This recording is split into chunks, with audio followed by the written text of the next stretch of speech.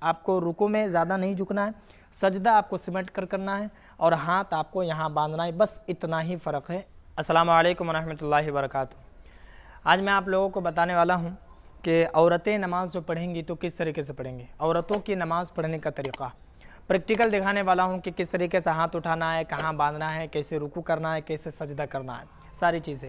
کیونکہ میں نے جب وضو کرنے کا طریقہ، نماز پڑھنے کا طریقہ جو مرد حضرات کے لیے میں نے اپلوڈ کی تھی، بہت سارے بہنیں ہماری ایسی ہیں جنہوں نے کمنٹ کیا تھا کہ حضرت آپ بتائیں کہ عورتیں نماز کس طریقے سے پڑھیں گے، تو ایک ایک کر کے میں ساری چیزیں دکھا رہا ہوں۔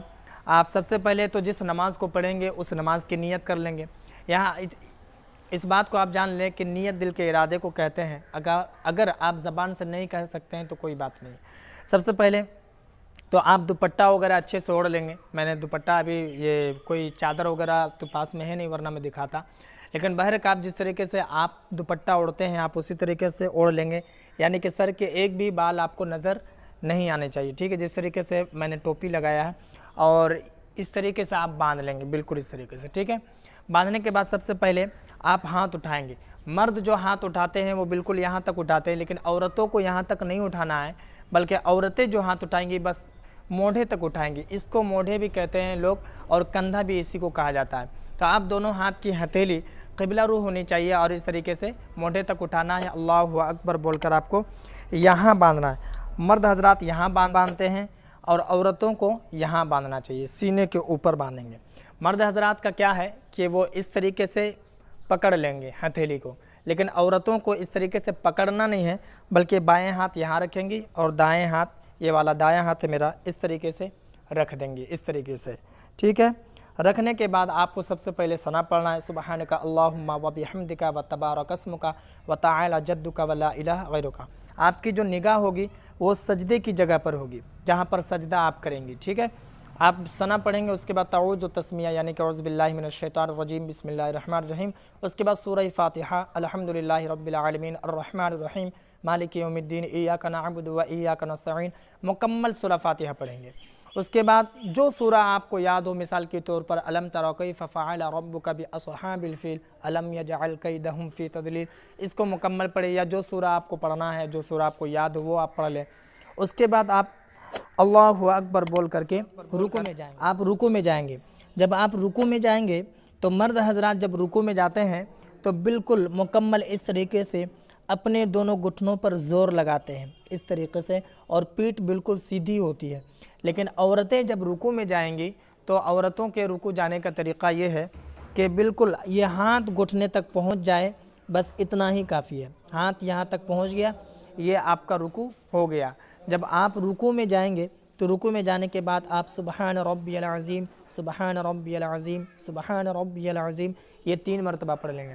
جب رکوع سے آپ اٹھیں گے تو سمیع اللہ لمن حمیدہ بول کر اٹھنا ہے، ربنا لک الحمد یہ بھی بولنا ہے، ٹھیک ہے۔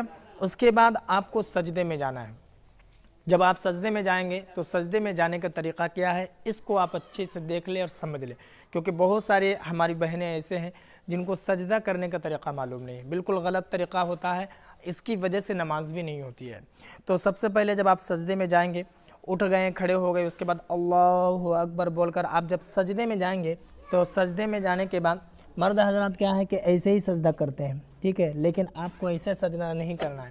لیکن عورتیں جب سجدہ کریں گی تو یہ دونوں پاؤں پہلے بچھا دیں گی، اس طریقے سے، ابھی سجدہ کیا نہیں ہے، یہ دونوں پاؤں، یہ دایاں پاؤں، یہ بایاں پاؤں، دونوں اس طرف آ گیا۔ اس کے بعد جب سجدہ کریں پہلے آپ کو دونوں ہاتھ رکھنے ہیں اس طریقے سے، اس کے بعد آپ کو یہ دونوں ہاتھ کے جو کوہنی ہے دونوں کو اس طریقے سے رکھ دینا ہے، ٹھیک ہے۔ مکمل ہاتھ رکھ دینے کے بعد آپ کو ناک سٹانا ہے، پھر پیشانی، یہ سجدہ عورتوں کا طریقہ ہے۔ آپ اس کے بعد سبحان ربی الاعلی، سبحان ربی الاعلی، سبحان ربی الاعلی، یہ 3 مرتبہ ہو گئے، اللہ اکبر بول کر آپ اٹھ جائیں گے اس طریقے سے، یہ دونوں پاؤں اسی طریقے سے رہیں گے، اٹھ جانا ہے۔ اس کے بعد پھر سے آپ اللہ اکبر بول کر کے سجدے میں جائیں گے سمٹ کر، ٹھیک ہے۔ 2 سجدے جب ہو جائیں گے تو اٹھیں گے، اللہ اکبر بول کر جب کھڑے ہوں گے آپ تو آپ کو اس طریقے سے کھڑا ہونا، سب سے پہلے دونوں ہاتھ یہاں رکھیں گے، اس کے بعد آپ کو اس طریقے سے گھٹنے پر ہی زور لگائیں گے اور اس طریقے سے آپ کھڑے ہو جائیں گے۔ کھڑے ہونے کے بعد پھر آپ کو دونوں ہاتھ یہاں پر रख लेने हैं जहाँ पर आपने बांधे थे। ये औरतों की नमाज़ पढ़ने का तरीक़ा है।